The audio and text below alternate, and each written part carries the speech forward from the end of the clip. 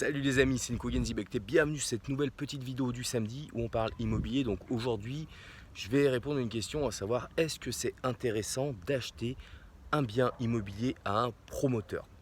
Donc vous voyez, souvent dans mes vidéos, je parle de la promotion immobilière, je vous explique que finalement, on peut faire soi-même ses propres promotions immobilières, ne serait-ce que sur une seule maison individuelle. Mais voilà, des fois, c'est pas forcément évident, il faut du temps pour apprendre et comprendre.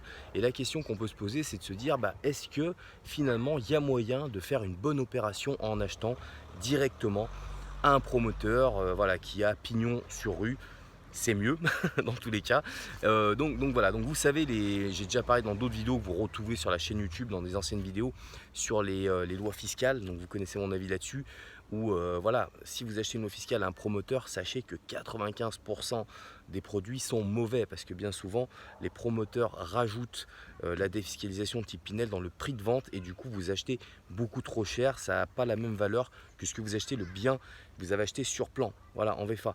Donc ça c'est pas très bon. Maintenant la question est de se poser, est-ce que ça peut être intéressant sur du résidentiel, sur de la résidence principale ou une éventuelle plus-value à moyen, enfin plutôt à moyen plus long terme sur ce type de produit? Moi j'ai envie de vous dire oui, ça peut. Maintenant c'est pas évident.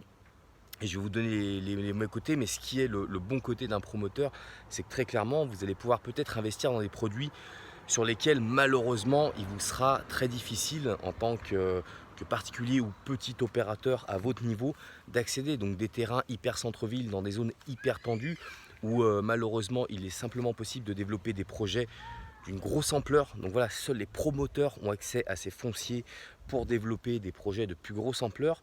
Donc voilà, ça c'est difficile de le faire à notre niveau. Donc effectivement, ça peut être un moyen d'acheter à ces gens-là. Et voilà, si vous misez sur un quartier d'avenir ou sur un quartier qui est déjà très bon et vous savez, quand on est dans l'hyper patrimonial, de toute façon, ça prendra toujours de la valeur. Oui, ça peut être pas mal. Maintenant, il y a des points négatifs à acheter un promoteur. Le premier point négatif, ça va être la latence d'une opération. Voilà, si vous vous positionnez, si vous voulez un prix correct, il faut se positionner en début d'opération. Donc ça peut être très long à développer. Voilà, tant qu'il finit sa commercialisation, qu'il lance ce chantier, des gros chantiers d'envergure, ça peut être très long. Donc quand c'est très long, on va bloquer de la trésorerie. Voilà, parce qu'il va quand même falloir bloquer un petit peu d'argent pour l'opération. Et ensuite, pendant le temps des travaux, on va débloquer au fur et à mesure. Donc si on a le cash, ça peut être une solution. Si on est sur du prêt, on a des intérêts intercalaires, ce genre de choses. Donc c'est pas forcément très très bon. Et l'autre élément qui est moins bon, c'est qu'on n'a pas la maîtrise, malheureusement, d'un chantier. Donc ça, voilà, même le promoteur, en général, quand ils ont pignon sur rue, c'est un petit peu le côté voilà, des gros projets où, malheureusement, on le sait, qu'il y aura de la gestion un petit peu de SAV, de remise à niveau. Mais bon, si, voilà, si vous créez une bonne relation, si vous créez un lien avec votre commercial, plus le responsable technique du promoteur, eh ben, ça peut jouer. Donc voilà, oui, il peut y avoir un intérêt de se positionner sur un bien on va dire sur plan, en VFA, en vente en futur état d'achèvement, en promotion, acheter un promoteur.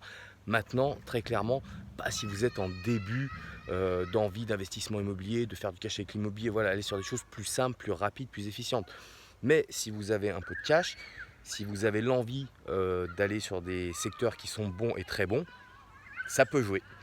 Donc voilà les amis, comme d'hab, n'hésitez pas, voilà, faites-moi un petit pouce, ça fait toujours plaisir sur Facebook, sur YouTube. Et puis voilà, commentez, dites-moi en commentaire ce que vous en pensez. Est-ce que vous seriez prêt à acheter un promoteur? Est-ce que vous y avez déjà réfléchi?